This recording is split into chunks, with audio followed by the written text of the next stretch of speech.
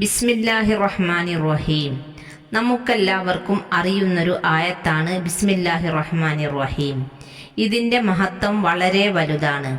മുത്ത് റസൂൽ സല്ലല്ലാഹു അലൈഹി വസല്ലമ തങ്ങൾ പറയുന്നു, ഒരു മുഅ്മിനായ മനുഷ്യൻ എന്ത് കാര്യം ചെയ്യുമ്പോഴും അവൻ ബിസ്മി ചൊല്ലണം.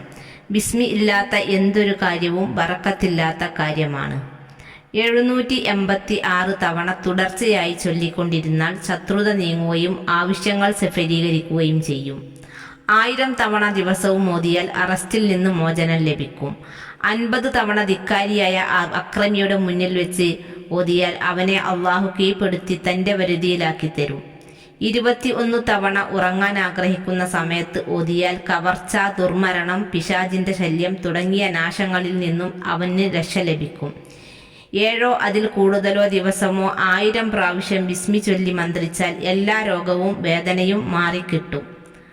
186 തവണ ബിസ്മി ഓതി വെള്ളത്തിൽ ഊതി ആ വെള്ളം കുടിച്ചാൽ ഓർമ്മശക്തി വർദ്ധിക്കും, കേട്ടത് മറക്കുകയില്ല, ബുദ്ധിമാന്ദ്യത മാറിക്കിട്ടും.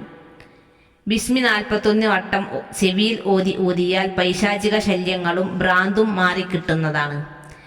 ബിസ്മി എന്ന് പറയുന്നത് നമ്മുടെ ജീവിതത്തിൽ നമ്മെ ആത്മബലമുള്ളവരാക്കി തീർക്കുന്ന ഒരു ഔഷധം കൂടിയാണ്. വളരെയധികം മഹത്വമേറിയതാണ് ബിസ്മില്ലാഹി റഹ്മാനി റഹീം എന്ന വാക്ക്. ഈ പരിശുദ്ധമായ വചനം ജീവിതത്തിൽ പകർത്താൻ, ജീവിതത്തിൽ ധാരാളമായി ചൊല്ലാനും അല്ലാഹു തആല നമുക്കെല്ലാവർക്കും തൗഫീക്ക് നൽകി അനുഗ്രഹിക്കട്ടെ. ആമീൻ യാ റബ്ബൽ ആലമീൻ.